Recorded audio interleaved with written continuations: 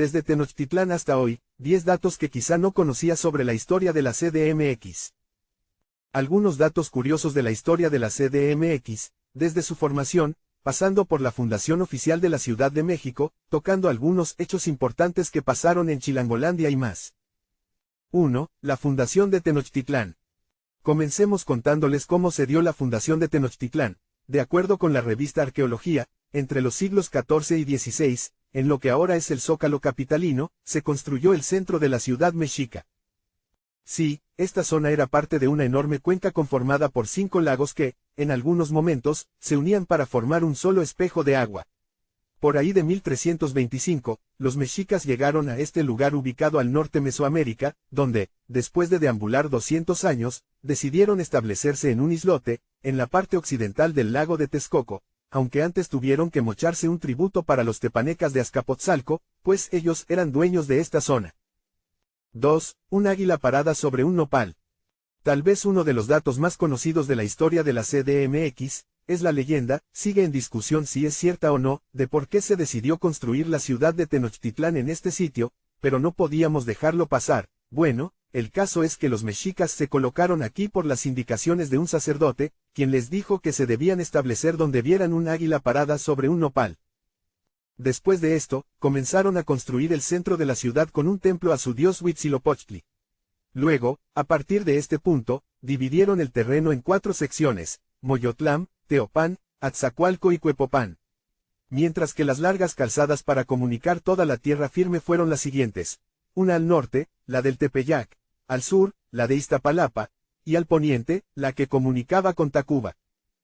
A partir de estos elementos, la ciudad comenzó a crecer rápidamente, hasta convertirse en una de las más grandes y pobladas de su tiempo, comenta la arqueóloga Bertina Olmedo Vera, de la revista Arqueología. 3. Los avances de la ciudad mexica. Tenochtitlán se convirtió en una gran y moderna ciudad, llegando a tener una gran plaza de 500 metros por lado, que contenía más o menos 78 templos. Alrededor, había palacios y casas de gobernantes, y un poco más lejos, los hogares del resto de la población. Según la Enciclopedia de los Municipios y Delegaciones de México, la ciudad estaba dividida en barrios llamados Calpulli, donde los habitantes tenían tierras de cultivo. Además, los agricultores sacaban agua de los canales para regar sus huertos y también había siembra en chinampas. En esta metrópoli, que tenía más de 500.000 habitantes, se desarrolló un sistema de servicios donde destacaba la limpieza de las calles. Al respecto, el cronista Toribio de Benavente OFM, mejor conocido como Motolínea, dijo lo siguiente: no habría que cosa tropezar y que aunque la planta del pie fuera tan delicada, no recibiría el pie detrimento alguno en andar descalzo. Pues qué diré de la limpieza de los templos, sus gradas y patios que no solo estaban encaladas sino muy bruñidas. También en las calzadas de la ciudad se disponía de mecanismos para recoger los excrementos humanos para utilizarlos como fertilizantes de suelos. Y de hecho, existía algo parecido al alumbrado público, pues las calles de Tenochtitlán se iluminaban con rajas de ocote encendidas. 4. La llegada de Quetzalcóatl y la caída de Tenochtitlán. Antes de la llegada de los españoles, se dice que Moctezuma pensaba que estaba por regresar Quetzalcóatl, y que por esta razón, creyó que Hernán Cortés era este dios y no hizo nada para detener su entrada a Tenochtitlán. Y sí, algunos historiadores, según la Gaceta UNAM, sostienen esta teoría de identificación, aunque otros más, suponen que se trató de algo que inventó el propio conquistador. Por ejemplo, según Guilhem Olivier, profesor del Instituto de Investigaciones Históricas, IIH, de la UNAM, la asociación de los mexicas de Hernán Cortés con Quetzalcóatl viene de una promesa que el rey tolteca hizo de regresar a Tolan cuando fue expulsado por Tezcatlipoca. Se decía que Quetzalcóatl se había ido rumbo a la costa del Golfo, a Veracruz, hacia el mismo rumbo de donde llegaron los españoles, fecha que coincide en el calendario mesoamericano con el nacimiento de Quetzalcóatl. De ahí la creencia de su regreso. Quizá fue esto lo que influyó en Moctezuma para presentar una actitud pasiva en torno al recibimiento que le hizo a Cortés en Tenochtitlán, comentó al respecto. Además, el catedrático indicó que esta relación entre Quetzalcóatl y Hernán Cortés se puede comprobar en testimonios en lengua náhuatl, en documentos que Francisco de Aguilar y Bernal Díaz redactaron sobre los discursos que ofreció Moctezuma al entregar su imperio, así como en escritos de Bernardino de Sahagún y de Francisco López de Gómara. 5. Coyoacán pudo ser el centro de la CDMX.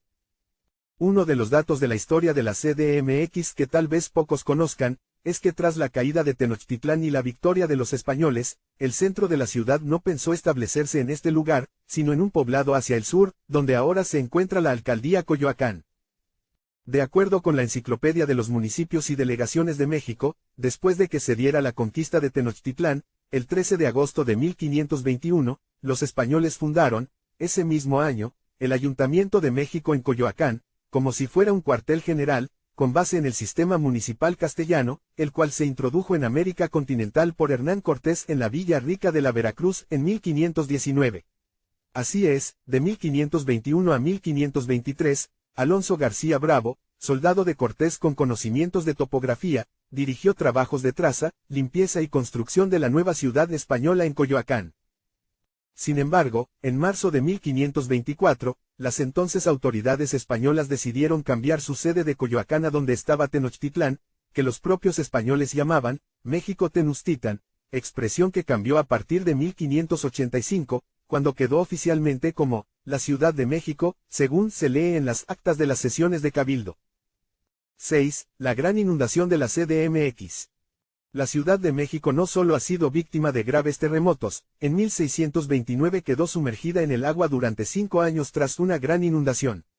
De hecho, se planteó nuevamente su traslado a otro lugar, tomando en cuenta nuevamente a Coyoacán. Este desastre, que fue conocido como la inundación de San Mateo, pudo darse porque no se planificó un buen sistema de drenaje. Incluso, hasta principios del siglo XVII, la CDMX sufrió hasta 5 grandes inundaciones. Por esto, las autoridades pensaron construir un gran desagüe que drenara los lagos de la cuenca. Este proyecto fue encomendado al ingeniero Enrico Martínez, quien comenzó las obras del canal de Huehuetoca en 1607. Sin embargo, año con año, las fuertes lluvias arrastraban más tierra a los lagos, elevando el nivel del agua, señala Richard Everett Boyer en su libro La Gran Inundación.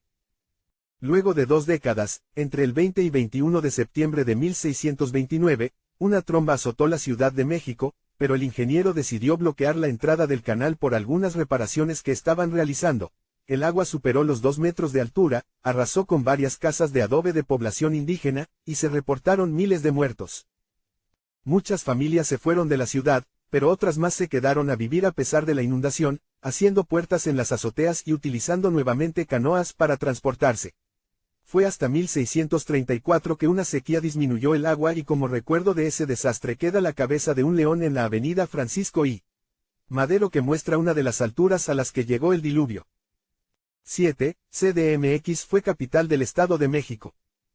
Este es uno de los datos de la historia de la CDMX que no le agradará a algunos. De acuerdo con Jorge Reyes Pastrana, en el texto El Estado de México, sus capitales y segregaciones territoriales, 1824, 1993, la primera capital del Estado de México fue la Ciudad de México, así como su primera segregación territorial, lo cual se hizo oficial el 31 de enero de 1824, en el Congreso Constituyente Mexicano que expidió el Acta Constitutiva de la Federación Mexicana.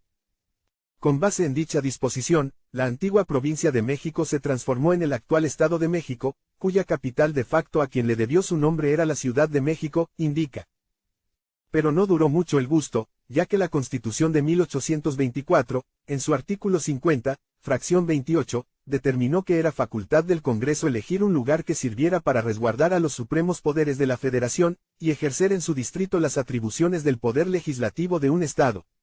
Por esto, después de varias discusiones, el 18 de noviembre de 1824 se declaró la creación del Distrito Federal, tomando como centro a la Plaza de la Constitución de la Ciudad de México. Por otra parte, el Estado de México tuvo que conformarse con establecer su capital en Texcoco, el 16 de enero de 1827. 8. ¿Por qué? La ciudad de los palacios. De acuerdo con un texto de Héctor de Mauleón, incluido en el libro Ciudad, Sueño y Memoria, que compartió también la revista Nexos, en 1834, un viajero inglés recorrió las calles de Capital, se enamoró de ella y por ello la calificó como la ciudad de los palacios. Ese turista era Charles Latrobe, y no Alexander von Humboldt, a quien erróneamente se le adjudica este sobrenombre. Según el periodista y cronista mexicano, este personaje utilizó por primera vez el título de Ciudad de los Palacios, en una de las cartas que después se recopilaron en el libro The Rambler in Mexico, luego de observar varias de las llamadas casas grandes, de admirar palacios señoriales construidos con tezontle y cantera, así como después de contemplar patios, arcos, balcones y escaleras de gran belleza que había en los edificios de aquel tiempo. Sin embargo, de Mauleón indica que lo que no sabía el visitante inglés, es que la mayoría de las construcciones que había en ese entonces, eran creaciones del arquitecto Francisco de Guerrero y Torres, quien se volvió bastante popular a finales del siglo XVIII. Por ejemplo, entre los proyectos que él desarrolló, se encuentran los siguientes edificios: el Palacio de Iturbide, en la calle de Madero; el de los Condes de San Mateo de Calimaya, sede del Museo de la Ciudad de México; el Caserón de los Marqueses de San Mateo de Valparaíso, en Isabel la Católica y Venustiano Carranza; y las Casas Gemelas del Mayorazgo de Guerrero, en la esquina de Moneda y Correo Mayor, entre otros más. 9. El terremoto que derribó el Ángel. Otro de los grandes desastres que ha pasado la Ciudad de México, es el terremoto que se registró el 28 de julio de 1957, el cual quedó dentro de la historia de nuestro país porque el fuerte movimiento logró derribar el principal monumento de la capital, el Ángel de la Independencia. Según el Centro Nacional de Prevención de Desastres, ese día, a las 2:40 de la mañana horas, a 90 kilómetros al sureste de Acapulco, Guerrero, y a 341 kilómetros de la Ciudad de México, ocurrió un sismo de magnitud 7.8 que generó varios daños en la capital. Sin embargo, la afectación que todos recuerdan por este fenómeno telúrico, es la caída del Ángel de la Independencia, que tenía una altura de 7 metros de altura y 7 toneladas de peso. Afortunadamente, después de 14 meses de restauración y reforzamiento del monumento, fue reinaugurado en septiembre de 1958. Desde ese año, la escultura ha permanecido intacta a pesar de los terremotos que siguieron, como el de 1985 y el de 2017. Por otra parte, los mayores daños en la Ciudad de México se dieron en la delegación Cuauhtémoc. Además, de acuerdo con reportes periodísticos de ese día, se registraron 39 muertes y alrededor de 1000 edificios con algún tipo de daño, caída de bardas, grietas en estructuras y acabados. 10. Tenochtitlán, Ciudad de México, Distrito Federal o CDMX. Y bueno, como último de los datos de la historia de la CDMX, les queremos hablar de la transformación que ha tenido el nombre de la ciudad, pasando de ser Tenochtitlán, a la Ciudad de México, luego al Distrito Federal y por último a la CDMX. Primero dejó de llamarse Tenochtitlán, después de la conquista de los españoles, quienes en 1585 decretaron que se llamaría Ciudad de México. Sin embargo, 3 siglos después, en 1824, el Congreso decidió que la capital tomaría el nombre de Distrito Federal, pues albergaría los poderes de la Federación. Por último, el 29 de enero del 2016, Enrique Peña Nieto firmó la promulgación de la reforma política de la Ciudad de México, con la que el Distrito Federal dejó de existir y pasó a ser, de nueva cuenta, la Ciudad de México, aunque el nombre que más se ha popularizado es la CDMX.